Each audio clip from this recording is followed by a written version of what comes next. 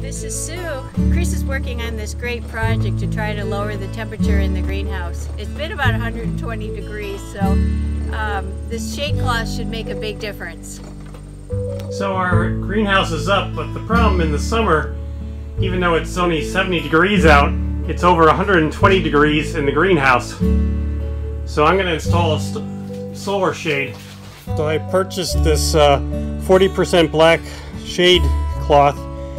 It's reinforced with grommets and it's 10 by 12.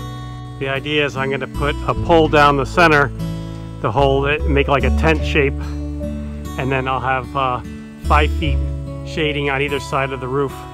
So I'm going to use 1/2-inch PVC pipe as a ridge pole, and this is a 10 by 12 shade cloth, and then I'll put the ridge pole down the center of the greenhouse. I just tied on sections of 2-foot rope every 2 feet. I'm going to use this to hang the tarp. So I'm going to try to use these grommets down the center of the tarp so that I can use the support pole to hold it. Since I'm going to mount this grommet in the middle, I'm going to have to cut the piece that connects the 2 sides off and then attach it from both sides.